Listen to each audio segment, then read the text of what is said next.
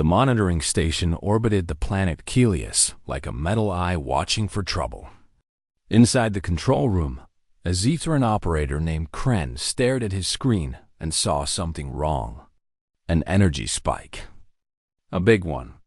Not the normal kind of ship traffic that moved through this sector. This was weapons fire. Kren sent the data to the communication hub. His hands shook as he typed the alert codes. Zethrans did not shake. They were logical. But logic told him that 3,000 people on the planet below were about to experience something very bad. The distress call came. 30 seconds later, the voice on the transmission was human. A woman. Her name was Dr. Lisa Morgan, and she was the chief medical officer of the Calorian Research Colony. Her words came fast and clear, cutting through the static like a knife. This is Calorian Settlement 7. We are under attack. Vrex forces. Multiple attack ships. Our shields are down to 60%. We have 3,000 civilians here, including 500 children. We need military support immediately. Anyone receiving this message, please respond. The call went out across the entire sector. Every ship with a receiver heard it. Every station tuned in. The message was simple. The message was desperate. The message would change everything. On the human destroyer USS Defiant, Captain Marcus Hayes was reviewing crew schedules when his communication officer burst through the bridge door. The young officer, named James Cooper, was breathing hard. "Captain, we have a distress call from the Calorian colony. They are under attack by Vrex forces." Captain Hayes stood up. He was a tall man with gray hair and the kind of face that had seen too many bad things. At 48 years old, he had commanded the USS Defiant for 3 years. He had lost people under his command. He had made decisions that cost lives. But he had never ignored a call for help. How far? He asked. 48 hours at maximum speed, James said. What does command say? James hesitated. That hesitation told Marcus everything he needed to know. The answer was not good news. Earth Command is still processing the request. The Galactic Council has issued a statement. They are calling for diplomatic solutions. They say that military intervention would violate the non-interference treaty with the Vrex Collective. Marcus felt his jaw tighten. He had been dealing with the Galactic Council for 20 years. The Council was full of species who preferred words to action, who chose safety over morality, who believed that treaties mattered more than children dying on a colony world. Get me a direct line to Earth Command, Marcus said. 5 minutes later, he was talking to Admiral Catherine Wells, the human military commander for this sector. She sounded tired. Marcus, I know what you are thinking. Do not do it. The colony has 500 children, Admiral. The Vrex do not take prisoners for ransom. They take them for work, for slavery. I am aware of the Vrex methods, Catherine said. But we cannot violate council law. The Calorians knew the risks when they built their colony in that region, so we let them die? So we follow our orders, Catherine said, and her voice was hard now. Very hard. You will maintain your current patrol pattern. You will not deviate. That is a direct command, Marcus. The line went dead. Marcus looked at his bridge crew. Every face was watching him. Every face was asking the same question. What would Captain Hayes do? What would their leader choose when the choice was between orders and doing the right thing? He thought about the children on that colony. He thought about what the Vrex would do to them. He thought about what it meant to wear the uniform of a human ship, set course for the Helios system. He said quietly, Captain, James said, that violates. I know what it violates. Do it. The USS Defiant was a destroyer, not a huge warship, but it was fast. It was built for speed and maneuverability. Its crew of 300 people knew their jobs well. Many of them had trained together for years. Many of them had fought together in smaller conflicts, but nothing like this. Nothing against the Rex collective. The Defiant jumped to maximum speed. The ship's engines burned hot. The warp core hummed with power. Everything on the destroyer that could push it faster was pushed to the limit. Marcus watched the star system grow larger on his main view screen. Down on the Calorian colony, Dr. Lisa Morgan watched her people die. The wrecked ships came down from the sky like birds of prey. Their weapons turned buildings into fire. People ran through the streets. Some made it to shelters. Some did not. Morgan was in the medical center with 40 other people. They had brought in 30 wounded in the last hour. Some would live. Some would not. She worked fast and hard, trying to save everyone, knowing that she could not save anyone if the Rex broke through the colony shields.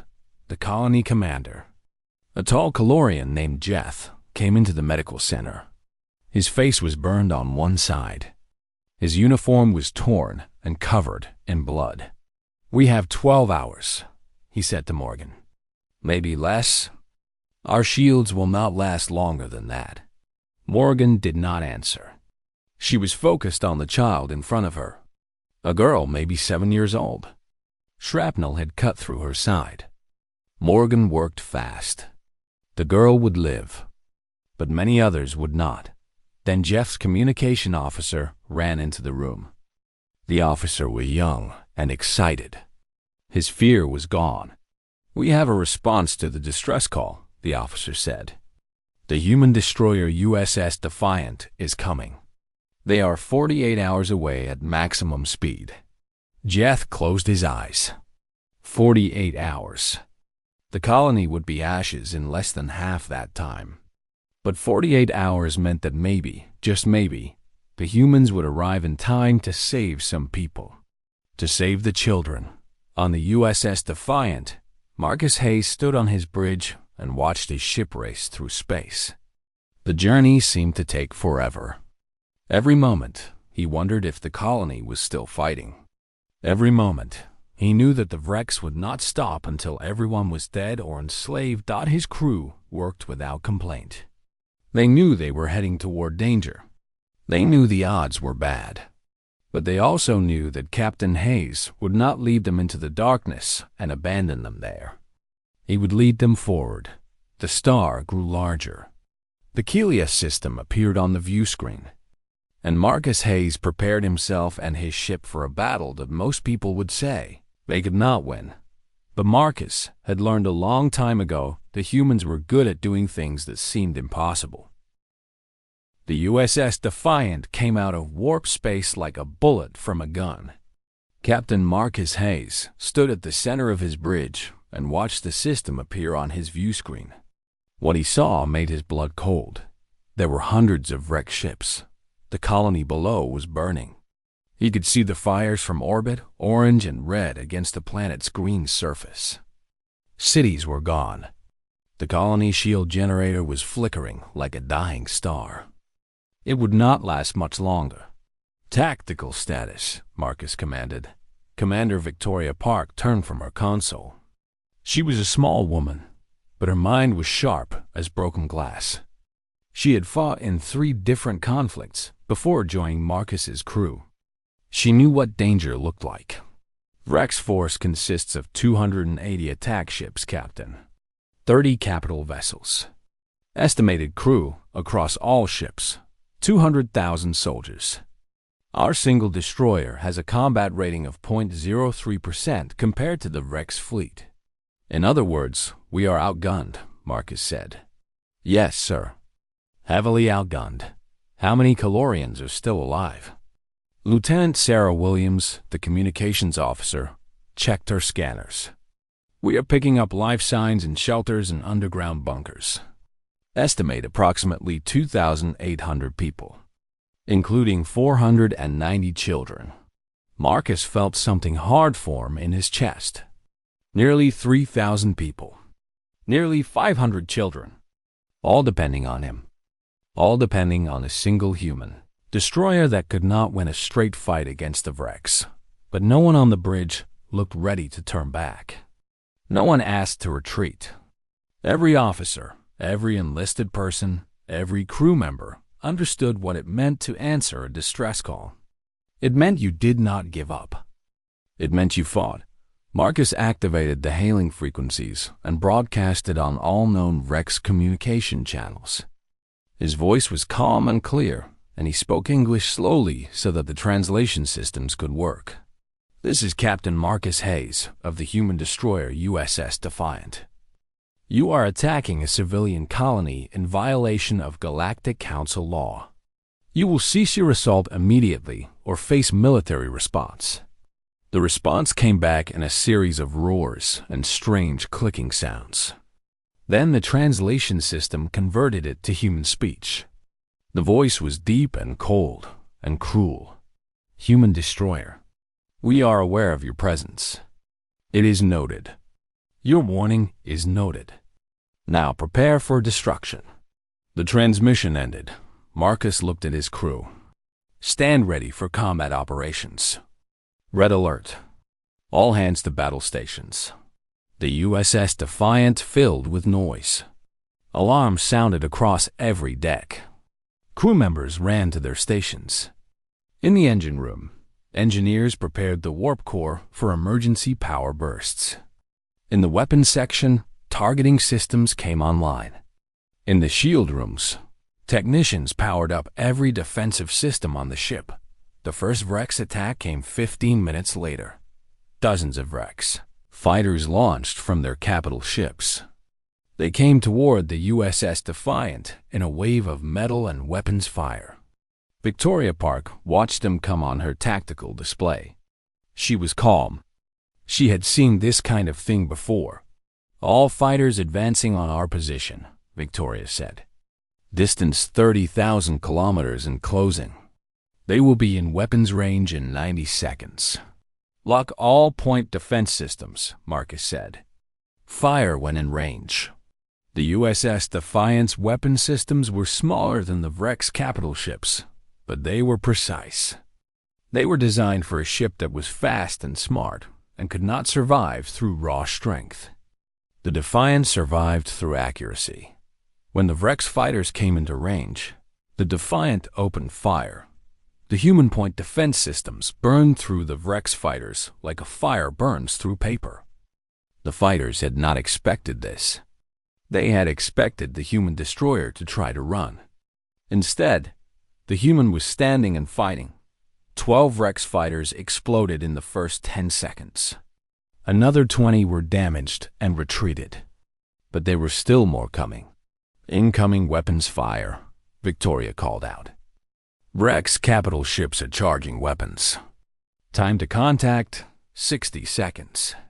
Marcus gripped the armrests of his command chair. He had commanded in combat before. He knew the feeling of his ship being under fire. He knew what it felt like when crew members died because of his orders. But he also knew that turning back was not an option. The first capital ship weapons found their target. The USS Defiant shook with the impact. Alarms screamed across the bridge. Sparks fell from the ceiling panels. One of the junior officers screamed, and then someone was helping him up, and everyone was focused on their jobs. "Shields at 85%, Victoria said, returning fire on the largest capital vessel. The Defiant's weapon systems locked onto the nearest Rex capital ship and fired. The human weapons were smaller, but they were accurate. The Rex ship took hits on its hull. Explosions bloomed across its surface. The capital ship had not expected to be hurt by a single destroyer. Down on the colony, Dr. Lisa Morgan heard the explosions above the planet. Different explosions. Different from the Rex attacks. She stepped out of the medical center and looked up at the sky. There was a human warship in orbit. She could see it moving, see it fighting dots someone had come. For a moment, Morgan felt hope. Real hope, not the desperate kind. Real dawn. But then the Rex forces changed their tactics. They stopped attacking the colony for just a moment. Every Rex ship in the system began moving toward the USS Defiant. They were going to kill the human destroyer first. Then they would kill the colony. On the bridge of the Defiant, Marcus watched the Vrex formation change. He understood what was happening. The Vrex had decided that he was the bigger threat. They were going to concentrate their fire on him. "All ship systems to maximum power," he said. "Helm, keep us moving. Victoria, I want evasive patterns. Make them work for every shot." "Yes, sir," Victoria said. Her fingers flew across her console. The USS Defiant began to dance through space, moving in patterns that made it hard for the Vrex to hit. But there were too many of them. The Vrex weapons kept coming. The Defiant's shields held, but they were getting weaker. The ship was being hit from all sides. Marcus thought about the children down on the colony. He thought about what failure meant. He thought about what it meant to be a human captain in a human ship. He made his choice. "Target the Vrex Formation Center," he ordered. "I want them to understand that we will not go down easily. Fire every weapon we have at the main concentration of their fleet." The USS Defiant unleashed everything. Every weapon system fired at once. The human destroyer became a ball of fire and fury in space. The Vrex fighters and small ships in the center of the formation were torn apart. The Vrex capital ships were hit and damaged. The Vrex commander roared in anger. His name was Vorg Vex, and he had never been challenged like this. A single human destroyer was actually hurting his fleet. It was impossible. It was insane. It was something the Vrex had never experienced before. Vorg Vex ordered his entire fleet to focus on the human ship. He would destroy this destroyer and burn the colony and take the survivors as slaves. No human would ever stand against the Vrex collective again.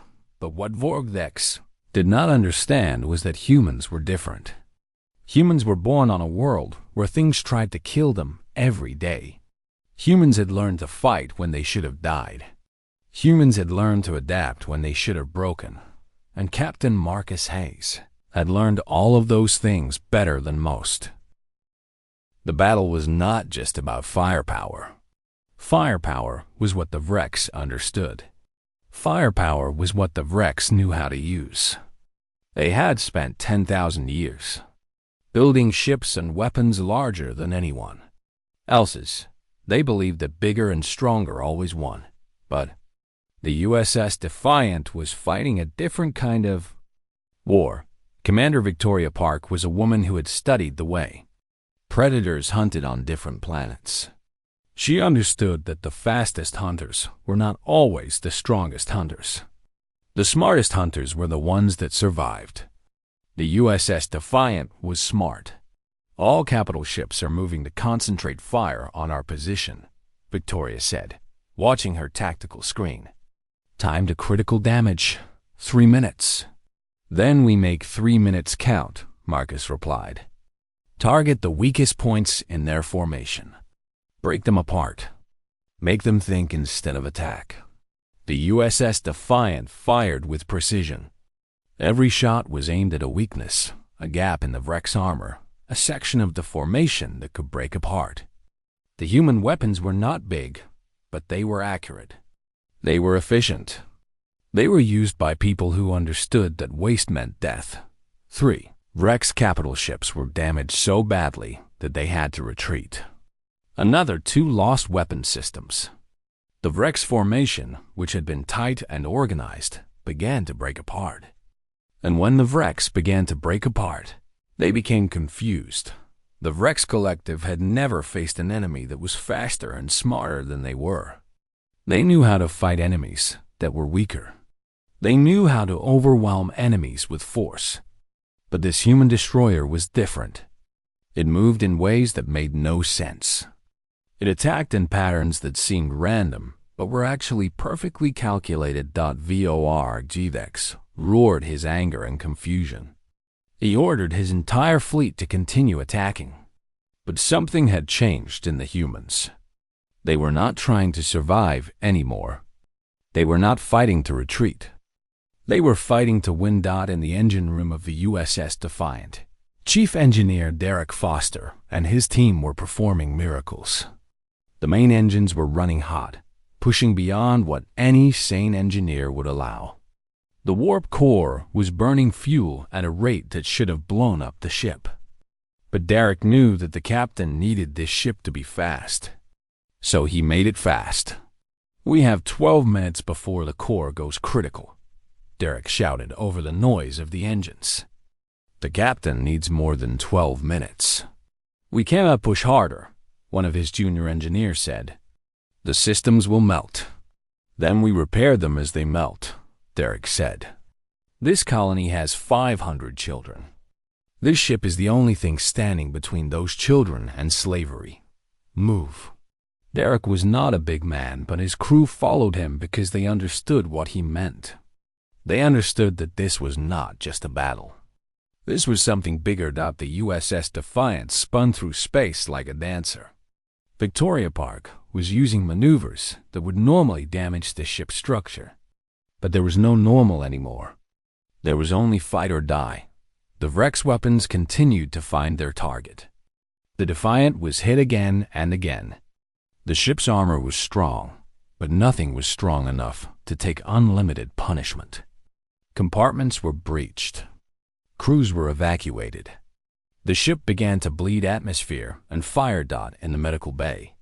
Dr. Anthony Chun worked on the wounded. The ship's crew was getting hurt.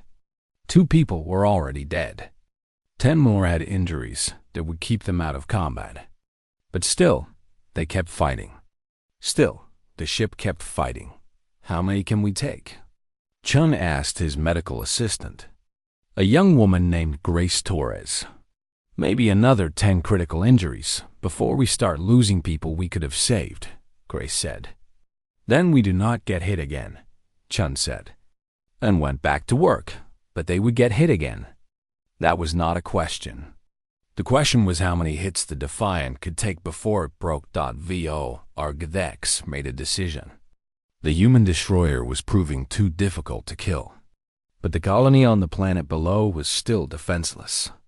Vorgdex ordered a portion of his fleet to break away from the fight with the human destroyer and focus on the colony's remaining shield generator. When Victoria saw this on her tactical display, she understood immediately. The Vrex were going to finish the colony while she was busy fighting the main fleet. Captain, Vrex force separating. 100 fighters and 5 capital ships moving toward the planet. They are targeting the colony's shield generator. Marcus made a choice that should not have worked. He ordered the USS Defiant to break off from the main Vrex formation and move to intercept the separating force. This left his ship exposed to the rest of the Vrex fleet. But it was the only way to stop the Vrex from destroying the colony. The USS Defiant accelerated and moved to block the Vrex assault group. Victoria targeted the nearest capital ships and opened fire. Human weapons tore into Vrex armor. 2 of the Vrex capital ships were hit. 1 exploded. The other was crippled, but the remaining force was still pushing toward the planet. They had weapons that could penetrate the colony shields. They had the firepower to break through and then something happened that would later be recorded in history books. The USS Defiant positioned itself between the attacking Vrex force and the colony. The human destroyer was smaller. The human destroyer was damaged. But the human destroyer was also determined. Marcus gave the order. Full power to shields. Put every ounce of energy we have into forward shields. I want them as strong as we can make them. The Defiant shields flared bright and blue in the darkness of space. The forward shields absorbed the fire that was meant for the colony. The ship shook violently. Crew members were thrown from their seats. The Defiant took damage that would have destroyed a normal ship, but the colony was protected. Down on the colony, Dr. Elisa Morgan watched her shields stop flickering. The Vrex assault group had broken off. The colony shields held at 28%. The people below would live. Not all of them. Many had already died, but most would live. "Get evacuation shuttles ready," Morgan commanded to her colony commander. We are leaving this planet." On the USS Defiant, Marcus looked at Victoria. "How long until the evacuation shuttles clear the colony?" 4 hours, Captain. The Calorians are moving fast, but with this many people, it will take time. Then we hold this position for 4 hours, Marcus said. "Sir, the ship cannot take 4 more hours of this punishment. We will lose critical systems. We might lose structural integrity. Then we lose them," Marcus said. "Because 4 hours from now, those people will be alive. And that is what matters." Victoria Park nodded.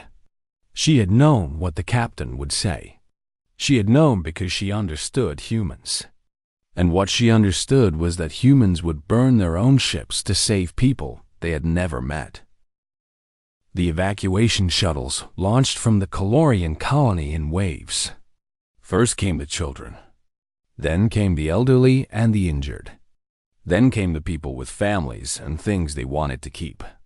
The shuttles were packed tight, people standing pressed against each other, holding hands, hoping that each shuttle that launched was a moment of danger. For 30 seconds, the colony shields had to open. For 30 seconds, the shuttles were exposed to Rex fire. For 30 seconds, people could die. The USS Defiant stood between the wrecks and the evacuation shuttles. The human destroyer took fire meant for defenseless ships full of refugees. The Defiant shields blazed bright. The ship's hull was scarred and burned. But it did not move. It did not break. In one shuttle, a Calorian mother held her daughter. The girl was 4 years old. She did not understand what was happening. She only understood that her mother was holding her tight and that sometimes loud explosions happened above them. "We are safe," the mother whispered. "The human ship will keep us safe." And the human ship did. On the bridge of the USS Defiant, Marcus watched shuttle after shuttle dock with his ship. His destroyer had a capacity for 500 people. There were 4,000 Calorians coming up. Every available space would be filled. Cargo holds would become temporary shelters. Engineering sections would hold families. The ship would be packed past any reasonable limit. "Approaching the point where we cannot take more people," Victoria reported. "But there are still 800 on the planet." "Get them up anyway," Marcus said. "Find space. Compress whatever we have to. I do not care if it is uncomfortable. I care that they live." The evacuation continued. Hour 2. Hour 3. The wrecks threw everything at the USS Defiant. The ship's armor was failing in places. Hull breaches were reported on 3 decks. The engineering section was now an inferno of overheating systems. Derek Foster and his team worked in the heat. The main engines were pushing beyond any safe limit. The warp core was glowing red, burning through fuel at a rate that would destroy the ship. But Derek's team stayed at their posts. They made adjustments. They rerouted power. They kept the ship moving and fighting. "Captain, we cannot hold this much longer," Derek reported to the bridge. His voice was calm, but Marcus could hear the strain underneath. "The core will reach critical in 20 minutes. After that, we will start losing main systems." "I understand," Marcus said. "Keep us online as long as you can." In the medical bay, Dr. Anthony Jen was treating the wounded again. More of the ship's crew were getting hurt. The explosions were getting closer. The radiation was getting stronger. But Chun and his team kept working. They knew that every person they saved might live to see home again. The final evacuation shuttle launched at hour 3. 800 people were pressed into it, along with 300 more packed into smaller emergency escape pods. Every person that could leave the planet was leaving. "All Calorians are accounted for," Victoria said. "Shuttle count is 142. All docking within the next 10 minutes. Marcus felt something release in his chest. The colony was safe. The people were safe. Now he just had to keep his ship and crew alive long enough to get them to safety. But the wrecks had not given up. Vortex had not accepted defeat. He ordered his entire fleet to press forward. He would destroy this human destroyer and its cargo of refugees. He would make an example of the humans who dared to interfere with the Vrex collective. The assault was brutal. It was focused. It was designed to kill. The USS Defiant took hits that should have broken the ship. The forward shields collapsed. The secondary shields took the next assault. Then the tertiary shields. Then the ship's armor took direct hits. Explosions bloomed across the destroyer's hull. Compartments were evacuated. Systems failed out in the engine room. Derek Foster watched his instruments go dark. The main power was failing. The warp core was going critical. In another minute, it would explode. "Get everyone out," he ordered his team. "Move to the emergency section now." "Chief, what about you?" one of his engineers asked. "I will manage the shutdown sequence from here. Go." Derek's team did not want to leave him. But they went, because that was the order. Because they understood that Derek was buying them time. Derek worked fast. He manually shut down the automated systems. He rerouted the emergency coolant. He diverted the overflow energy into the secondary systems. It was not standard. It was not by the book. But it was what was needed. The core stabilized. Not safe, not normal, but not exploding. Derek checked his instruments and smiled. He had bought the captain another hour of power. Another hour to get the refugees to safety. He turned to leave the engineering section and found his way blocked by flames. A main pipeline had ruptured. The compartment was filling with superheated gas. Derek turned back. There was another way out. Through the reactor chamber, he ran toward the secondary exit and found it blocked by debris. The explosion that had caused all this damage had sealed that way too. Derek stood in the middle of the engineering section and understood that he was not leaving this place. He thought about the children on the colony. He thought about them safe on a human destroyer. He thought about Marcus keeping them safe. And he was satisfied. "Captain," he said into his communicator, "engineering is secure. The core will hold for another hour. After that, you will need to shut it down manually or it will explode." Marcus heard the message. He understood what it meant. Derek had trapped himself in the engineering section. "Get to the secondary exit, Derek, now." "Secondary exit is blocked, sir. But the evacuation is the priority. Keep the ship moving. Keep those people safe." The communicator went silent. Marcus felt something cold settle in his heart. Derek Foster had chosen to stay at his post. Derek had sacrificed his life to save 4,000 refugees. And Marcus would honor that choice by making sure that sacrifice meant something. "All hands, this is the captain. We have one more hour of power. After that, we will need emergency measures. I want everyone focused on getting these refugees to safety. Derek Foster has given us this time. Do not waste it." On the bridge, every officer understood. They had just lost one of their own. But they also understood that Derek had bought them something precious. Time. The USS Defiant, crippled and bleeding and broken, limped through space. Behind it came the evacuation shuttles. Ahead of it was safety dot, and in the engine room, Derek Foster made sure the systems held until the very last second. The USS Defiant reached the Galactic Council outpost at Alpha Station with its engines smoking and its hull scorched black. The ship had taken damage that should have destroyed it 3 times over. The crew was exhausted. The refugee bays were packed with 4,000 Calorians, many of them crying, many of them traumatized, but all of them alive. As the ship docked, the Calorian families began to leave. They walked into the receiving station, and there were people waiting for them. Medical teams, food stations, safe places. Children ran to their parents. Families held each other and wept with relief. Dr. Lisa Morgan stepped off the USS Defiant and stood in the receiving station. She looked back at the human destroyer that had saved her people. The ship was a wreck. It had fought a battle it should not have survived.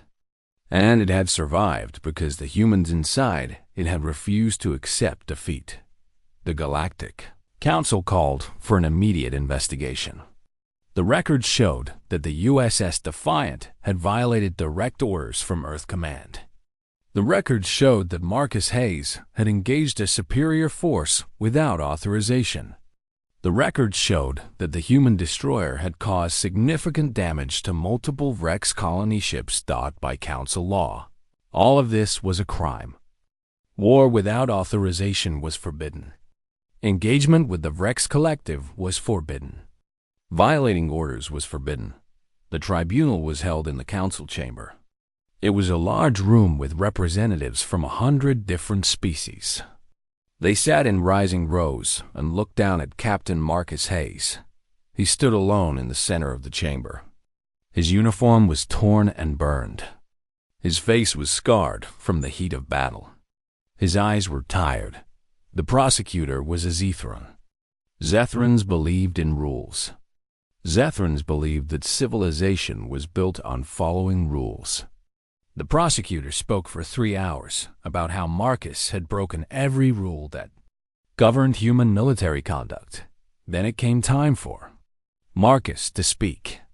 I received a distress call from a colony of 3,000 people, Marcus said.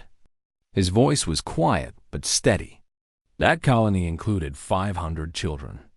The Rex Collective was attacking them. The Galactic Council said that I could not intervene. That military action violated treaties. He paused and looked at the tribunal. I am a human. Humans do not ignore children who are in danger. Humans do not calculate the risk and decide that politics matters more than lives. We are not built that way. We could not be if we wanted to.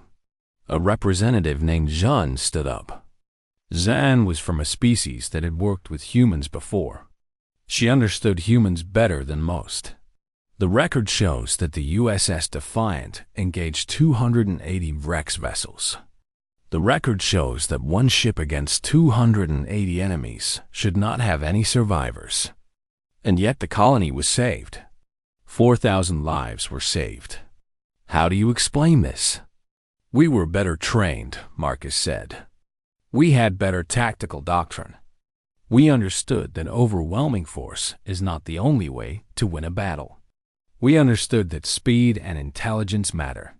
We understood that if you fight for something you believe in, you can accomplish impossible things. The Rex representative roared in anger. Vorg Vex had returned to the council. His fleet had been damaged. His honor had been wounded. He demanded retribution. He demanded that the humans be punished. He demanded that the USS Defiant be destroyed and its captain executed. The human vessel attacked my fleet without provocation. The human commander violated the treaty between our species. Justice requires that blood be shed. The council chamber fell silent. The judgment would come down to this moment. Would the council protect the humans, or would they sacrifice Marcus to keep the Rex happy? Then Dr. Lisa Morgan stood up. She was not a diplomat. She was not a government official. She was just a doctor from a small colony. But she stood up and she spoke. My name is Lisa Morgan. I was the chief medical officer of the Calorian colony. I watched my people die under Rex assault. I watched buildings burn. I watched the Rex slaughter civilians.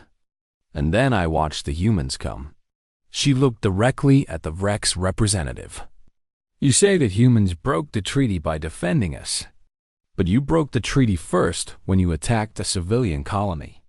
You violated the covenant of peace when you chose conquest over coexistence. The humans did not violate anything. The humans did what any moral species would do. They defended the innocent. The council chamber was silent. One by one, Other representatives began to stand. Species that had never challenged the council before found their voices. Species that had always accepted Rex dominance began to speak. A representative from the Calorians spoke about how humans had taught them that help existed when you called for it. A representative from the Zethrans spoke about how humans demonstrated that moral courage was valuable in galactic affairs. A representative from the Centaurs spoke about how humans showed that civilization was built not just on rules, but on choosing to do the right thing even when it was difficult. The vote was close, but it was clear. The USS Defiant would not be decommissioned. Captain Marcus Hayes would not be executed. The Council would introduce new language recognizing humanitarian intervention as acceptable under extraordinary circumstances. The Vrex Collective, recognizing that their authority was being challenged, withdrew from the tribunal. Volbex did not speak again. The Vrex had concluded that humans were not worth the cost of conflict. Deathworlders operated under different rules. Better to leave them alone and focus on easier targets. 3 weeks later, the USS Defiant was being repaired at the Council's expense. A new destroyer was being built. It would be called the USS Resolve. Marcus would command it. He stood in the repair bay and watched his old ship being fixed. The workers, both human and alien, moved carefully across the destroyer's hull. They were patching holes. They were replacing armor. They were bringing the ship back to life. Dr. Lisa Morgan found him there. "I wanted to thank you," she said. "I wanted to look you in the face and tell you that you saved my people. You saved my life. You gave my colony a future." Marcus turned to look at her.